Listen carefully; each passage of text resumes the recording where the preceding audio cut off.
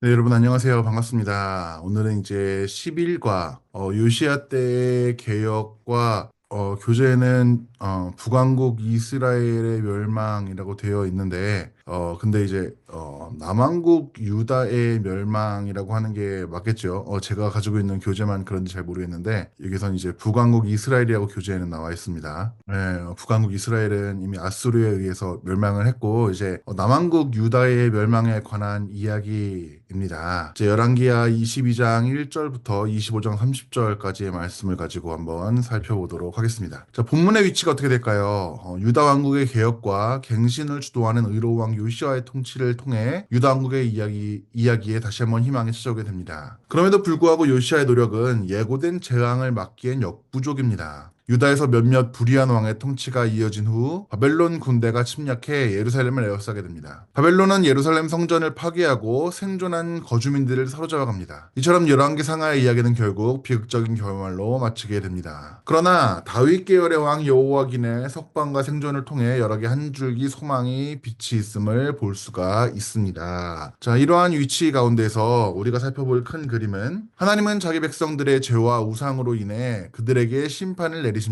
그럼에도 불구하고 다윗 계보의 왕이 생존하도록 그를 보존하심으로써 미래에 대한 소망을 남겨 놓으십니다. 자, 우리가 이러한 큰 그림을 가지고 한번 문제들을 풀어보도록 하겠습니다. 자, 요시아 왕 시대의 율법책이 발견된 경위는 무엇입니까?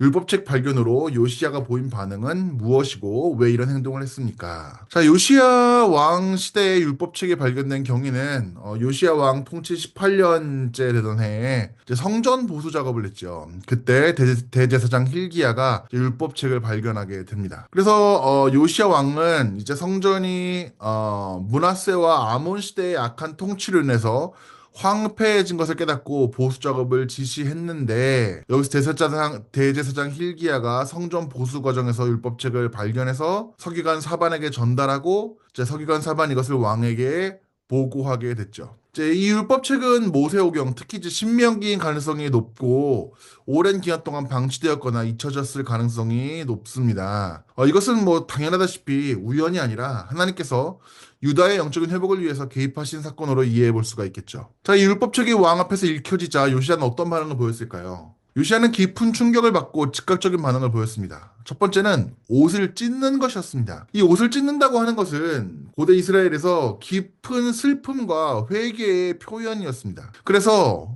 요시아는 유다가 하나님의 율법을 철저히 어겨왔음을 깨달았고 커다란 충격과 두려움을 느꼈습니다.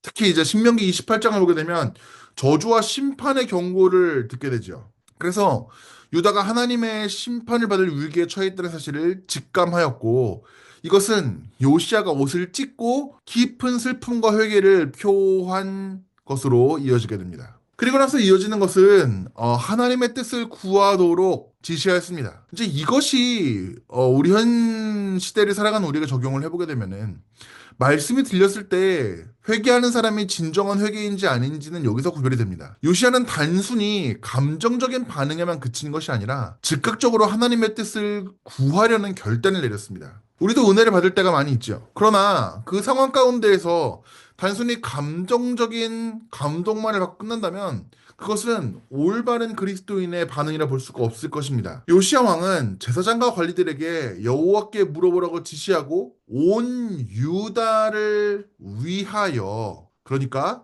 온 유다도 함께 심판받을 것이라는 그 점을 이제 여호와께 여쭤보라고 이야기를 하였습니다. 이제 여기서 이제 하나님의 뜻을 구하고 신실하게 따르려고 하는 왕의 모습을 보인 것이죠. 세 번째는 하나님의 진노를 인식하고 두려워하였습니다. 우리 조상들이 이 책의 말씀을 듣지 아니하고 우리를 위하여 기록된 것을 행하지 아니하였으므로 여호와께서 우리에게 진노를 내리셨다라는 것을 인식하고 두려워하였습니다. 조상들의 율법을 지키지 않았다라는 것은 무슨 의미냐면은 단순히 개인적인 회개가 아니라 국가 차원의 회개와 개혁이 필요하다라는 것을 인식했다는 것을 보여주게 됩니다. 요시아는 왜 이런 행동들을 보였을까요? 첫 번째는 당연히 하나님의 말씀에 대한 경외의 심이었습니다. 단순한 역사적인 기록, 선조들의 기록이 아니라 살아계신 하나님의 명령으로 이것을 받아들였습니다. 그리고 하나님의 심판을 피하고 싶은 간절함이 있었습니다. 그는 개인적으로 회개하는 것이 아니라 나라 전체가 하나님께로 돌아오기를 바랬습니다. 그래서 진정한 개혁의 필요성을 깨달았습니다. 그래서 단순히 형식적인 종교개혁이 아니라 하나님의 율법을 실제로 지키는 개혁을 원했고, 이후에 그는 유다 전역에서 우상숭배를 제거하고 율법에 따른 예배를 회복시키고자 하였죠. 이렇게 이제 요시야는 신앙적인 반응을, 말씀을 즉각으로 반응하고 죄를 깨닫고 회개하고 하나님의 뜻을 구하고 실제로 개혁을 단행함으로써 자신이 경험한 그 하나님 말씀을 삶으로서 어떻게 드러낼 것인가 라는 부분을 아주 잘 보여줬다라는 것을 우리는 확인할 수가 있습니다. 자, 여호와 하나님은 요시아의 반응을 보셨습니다. 열왕기하 22장 14절에서 20절 말씀에서 여호와의 말씀을 통해 알 수 있는 요시아의 성품은 무엇입니까? 그리고 본문을 통해 드러나는 하나님의 긍휼과 심판은 어떤 식으로 상호작용합니까? 자, 여호와께서 요시아의 반응을 먼저 보셨죠. 요시아에게 이제 여선지자 훌다를 보내셔서 개인에게 긍휼을 베푸시지만 유다에 대한 심판은 피할 수 없음을 선포하셨습니다. 그때 보였던 요시아의 성품은 첫 번째로 하나님 말씀을 경외하고 겸손하였습니다. 그래서 19절에 보면 내 마음이 연약하여라고 했는데 이 연약하다는 표현은 온유함과 겸손을 의미합니다. 하나님 말씀 앞에서 부드럽고 순종적인 태도를 가지고 있었다는 것을 보여주죠. 하나님 말씀을 가볍게 여기지 않고 하나님 말씀에 겸손히 순종하려고 하는 신앙의 모습을 보였습니다. 그리고 그는 스스로 겸비하여 내 앞에서 옷을 찢고 통곡하였다. 그래서 진정한 회개의 반응을 보였죠. 하나님의 뜻을 진지하게, 겸손하게, 온유하게 받아들이고 그 하나님 말씀을 진정한 회개로서 행동으로 보여주었습니다. 그래서 이제 하나님의 긍휼하심을 보여주셨죠. 요시아의 생전에는 심판을 연기하시고 내 조상들에게로 평안히 요실로 들어갈 것을 약속해 주셨습니다. 그래서 우리는 이것을 통해서 하나님께서는 진정으로 회개하는 자를 보시고 긍휼을 베푸시는 분이라는 것을 확인할 수가 있습니다. 하지만 그럼에도 불구하고 유다 백성이 여호와를 버리고 다른 신에게 분향하고 그리고 이 모든 행위를 말미암아 여호와의 노를 격발시켰습니다. 그렇기 때문에 하나님께서는 그들의 오랫동안 저지른 죄에 대해서 분명히 심판하신다라고 말씀하셨습니다. 우리가 이제 표를 보게 되면은 하나님의 긍휼과 심판은 동시에 작용하는 것입니다. 요시아가 살아있는 동안에는 심판을 보지 않도록 긍휼을 베풀이시지만 결국에 바벨론으로 말미암아 심판을 유다는 받게 되죠. 하나님은 회개하는 자를 긍휼히 여기시지만 오랜 죄악에 누적되고 그리고 만약에 여기에서 온 유다가 함께 하나님께 진심으로 회개하였다면 그리고 그 신앙이 이어졌다면 하나님의 심판은 피해졌을지도 모르겠습니다. 왜냐하면 우리가 잘 아는 것처럼 요나가 다메섹에 가서 멸망을 선포했을 때 온 백성과 왕이 함께 하나님께 사죄하고 진심으로 회개하자 하나님의 심판이 피해졌습니다.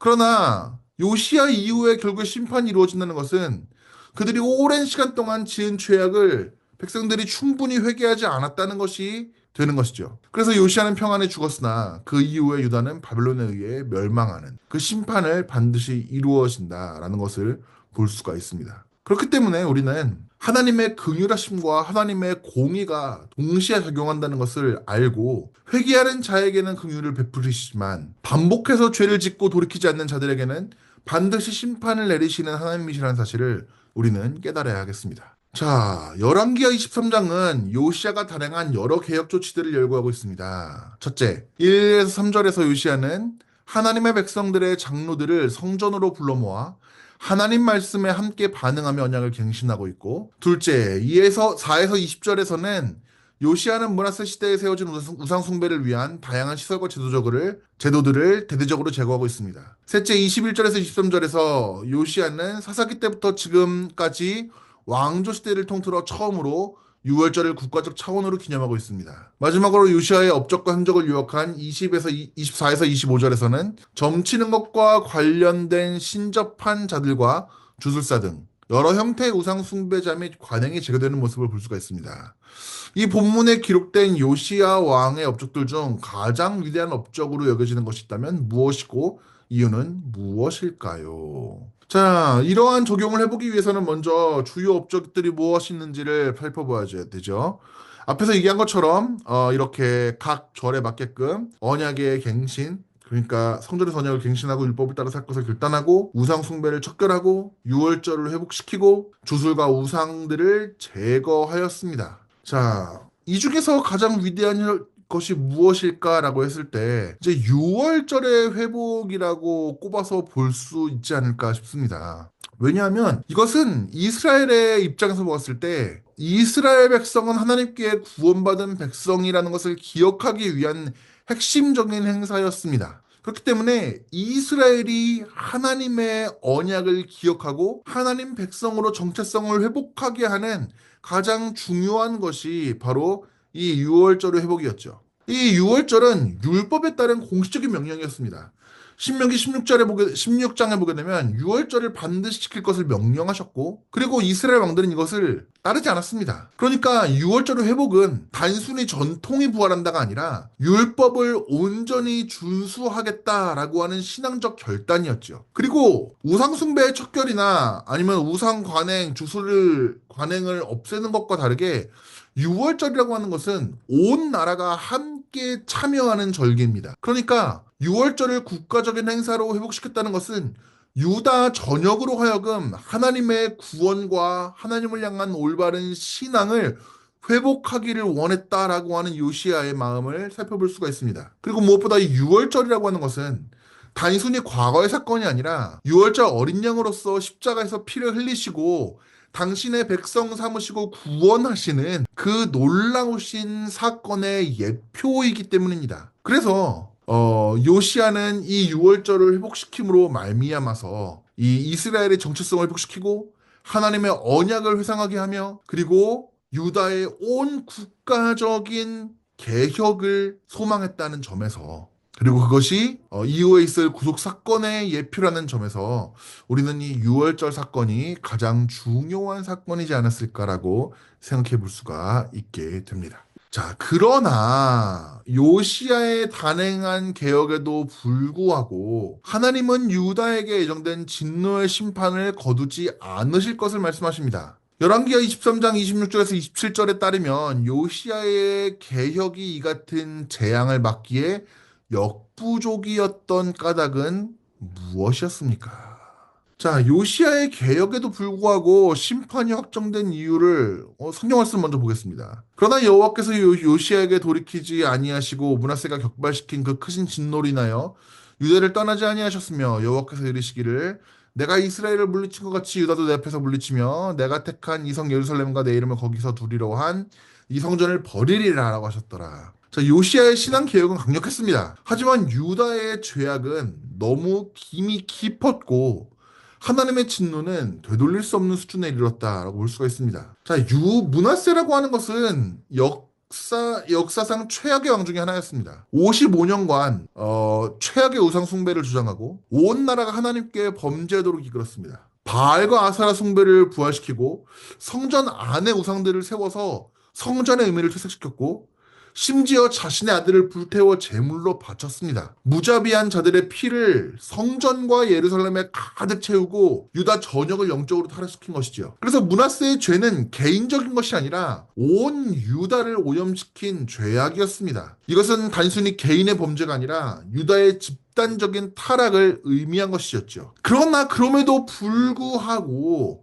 유다 백성들이 마음의 진정으로 회개하고 돌이켰다면 하나님께서도 뜻을 바꾸셨겠지만 요시야의 개혁은 외적으로 철저하게 종교개혁을 시행했지만 백성들의 내면까지 변화시키지는 못했습니다. 그 증거는 요시야 사후를 보면 알 수 있습니다. 요시야는 우상숭배의 시설들과 제도들을 제거하면서 온 유다를 개혁하고자 했지만 요시야가 죽은 후에 그의 아들 여호아스와 여호아김은 다시 악을 행하며 우상숭배를 부활시켰지요. 이것은 무엇을 의미합니까? 백성들이 진심으로 온 백성이 하나님께 다 돌아온 것이 아니다라는 것을 보여주는 것이죠. 만약에 그랬더라면 하나님께서 뜻을 바꾸셨을 수도 있습니다. 자, 그러나 또한 우리가 살펴볼 수 있는 것은 이미 유다에 대한 하나님의 심판의 결정이 내려졌습니다. 그리고 이제 북이스라엘이 우상숭배를 멸망하도록 하나님께서 유기하신 것처럼 유다 역시 동일한 길을 가고 있었고 하나님의 공의에 따라 심판을 받을 수밖에 없었죠. 오죽하면 예루살렘 성전이 하나님의 영원히 계실 곳이라고 선포되었지만 유다의 끊임없는 반역으로 인해 성전조차 버리겠다고 말씀하시면서 하나님 말씀은 그 진노와 공의의 심판은 결국 바벨론으로 의해 심판이 되는 것이죠. 자, 이집트와 바벨론의 패권 싸움이 한창일 때에 유다에는 여호와스, 여호야김 그리고 여호야긴의 통치가 이루어지고 있었습니다. 여호와스는 이집트의 바로 느고에 의해 사로잡히고 여호와스의 형제이자 후계자인 여호야김은 바벨론 왕 느부갓네살을 섬기게 됩니다. 여호야김의 배반이 첫 번째 예루살렘 침공의 원인이 되어 기원전 597년 강제 이주의 결과로 이어지게 되죠. 그리고 10년 후에 시드기야 왕의 배반은 두 번째 예루살렘 침공의 원인을 제공하고 결국 예루살렘 멸망으로 이어지게 됩니다. 열왕기하의 이 같은 역사적 사건 기록들을 읽는 동안 본문에서 함께 할 수 있는 신학적 해석이 있다면 무엇이겠습니까? 자, 열왕기하 24장, 25장의 역사적 사건과 신학적 해석을 보게 되면, 이 시기는 유다의 마지막 왕들의 통치 시기는, 이집트와 바벨론의 패권 싸움 속에서 유다의 운명이 흔들리는 시기였죠. 여호아스는 이집트 왕 바로 이제 느고에 의해서 폐위되고 여호야김이 왕이 됐죠. 근데 바벨론은 느부갓네스를 섬기다 반역했고 결국 바벨론의 1차 침공으로 이어지게 되죠. 여호야김 때에는 바벨론이 항복하고 왕족과 귀족들이 포로로 끌려갔고 시드기야 때는 바벨론에 다시 반역하다가 결국 기원전 586년에 두 번째 침공으로 예루살렘에 멸망하고 성전이 파괴되죠. 이것은 단순히 역사적인 사건이 아니라 시각적으로 봤을 때 유다의 죄에 대한 하나님의 심판, 그러니까 유다의 멸망은 정치적 패배가 아니라 하나님의 언약을 저버린 결과라고 설명되어야 되는 것입니다. 자, 신학적 그래서 해석을 자세히 살펴보게 되면은 이제 유다의 패배는 첫 번째로 하나님께서 허락하신 심판이었죠. 그래서 단순히 국세 정세에 밀린 것이 아니라 하나님의 명확한 계획 속에서 이루어진 심판이었습니다. 이것은 하나님의 예언자들 예레미야나 하박국 같은 사람들에 의해서 이미 예고된 심판이 성취되는 과정이었습니다. 그러니까 이제 바벨론 침공은 단순한 국제적 사건이 아니라 하나님의 심판의 공의의 결과라고 봐야 되겠죠. 그리고 므낫세의 죄로 인해 유다는 되돌릴 수 없는 심판을 받게 되었습니다. 그래서 므낫세의 죄라고 하는 것은 므낫세 시대를 얘기하는 거죠. 그 므낫세 시대에 유다 백성들과 그 왕의 커다란 죄악은 결국 유다 백성들의 마음 깊이 뿌리박혔고 요시아의 개혁에도 불구하고 그들을 온전히 돌이킬 수 없도록까지 깊이 빠져든 죄가 하나님의 심판을 이끌어오게 되었고 또한 요시아 이후의 왕들의 불순종이 그 심판을 가속화했죠. 하나님께서는 이미 유다의 심판을 결정하셨지만 유다 백성들은 여전히 예레미야 선지자의 경고를 듣지 않고 하나님께 돌아오려고 하지 않았습니다. 그래서 결국 하나님께서는 유다를 바벨론에 옮기시고 예루살렘을 완전히 멸망시키셨죠. 그래서 여기서 이제 우리가 교훈들을 살펴보자면 하나님께서는 오랫동안 기다리시지만 죄에 대한 심판은 반드시 이루어진다는 것과 인간적인 개혁은 결국 제한적이며 참된 변화는 마음, 즉 내면으로부터 이루어져야 된다라는 것을 알 수 있습니다. 또 하나님께서는 역사의 주관자이시며 온 열방을 통해 자신의 뜻을 이루신다라는 사실을 확인할 수 있고 또 하나님의 약속은 결국 성취되며 공의는 반드시 지켜지고 이루어진다라는 것을 우리는 확인할 수가 있겠습니다. 자, 열왕기하 25장 1절에서 7절 말씀은 바벨론의 예루살렘 마지막 침공에 대한 기사를 다루고 있습니다. 그 결과 시드기야 왕의 아들들은 그의 눈앞에서 죽임을 당했고 시드기야는 두 눈을 뽑히고 결박당한 채 바벨론으로 끌려갔습니다. 얼마 후 열왕기하 25장 8절에서 17절에서 바벨론 군대는 예루살렘 성을 완전히 파괴합니다. 성전과 왕궁 등 주요 건물들을 불사르고 성벽을 무너뜨립니다. 심지어 예루살렘 성전도 파괴되고 금과 은과 노수로 만든 값진 성전 기구들도 모두 약탈당합니다. 그리고 열왕기하 25장 18절에서 21절에서 하나님의 백성을 다스리던 여러 지도자가 바벨론으로 끌려와 모두 죽임을 당하게 됩니다. 자, 결국 이 단락은 다음과 같은 요약 진술로 마칩니다. 이와 같이 유다가 사로잡혀 본토에서 떠났더라. 이 본문의 내러티브는 독자들에게 어떤 감정을 유발하고 당신이 만약 이 끔찍한 시대에 살았더라면 어떤 감정이 들었겠습니까? 네, 뭐 이렇게 질문 자체가 또 좋은 질문은 아닌 것 같습니다만 그 당시에 살았다면 어땠을까 하고 감정을 한번 살펴보게 되면은 무엇보다 충격과 두려움이었겠죠. 왜냐하면 당시에 거짓 선지자들도 하나님께서 결국에는 이스라엘 백성, 그러니까 유다를 구원하실 것이다라고 얘기했고 예레미야 같은 참된 선지자들만이 이것이 하나님의 공이라고 이야기해서 많은 백성들은 결국에는 이 거짓 선지자들의 말에 현혹되었죠. 근데 결국에 이 하나님 백성들이 무참하게 짓밟히는 과정을 보면서 하나님의 언약 백성이 이렇게까지 비참하게 멸망할 수 있는가라는 생각이 들 수 있겠죠. 또 하나는 절망과 슬픔의 감정이 들 수 있겠습니다. 그래서 하나님의 성전이 불타버리고 예루살렘의 성벽이 무너짐으로써 이 남유다의 신앙과 정체성이 완전히 파괴되어서 더 이상 회복할 수 없는 상태가 되었습니다. 그리고 모든 성전 기구들이 약탈됨으로써 하나님을 예배할 수 있는 방법조차 사라져버렸죠. 그래서 하나님이 이 이스라엘 백성들을 완전히 버려버리셨구나라고 하는 깊은 실망과 슬픔과 절망감을 느꼈을 것입니다. 또한 후회와 무력감을 또한 살펴볼 수가 있겠죠.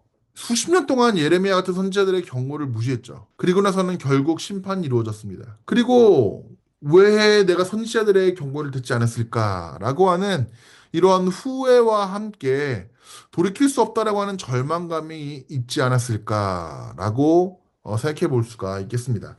그래서 여러분들께서 한번 이 본문의 내러티브를 보시면서 어떠한 감정들이 들었고 또 어떠한 메시지들을 담고 있는지를 한번 묵상해 보시면 좋을 것 같습니다. 자, 예루살렘 성전에 여호와 하나님의 임재가 거할 것이다라고 하시는 이 하나님의 약속을 생각할 때 성전 파괴 장면을 통해서 주어지는 메시지는 무엇입니까?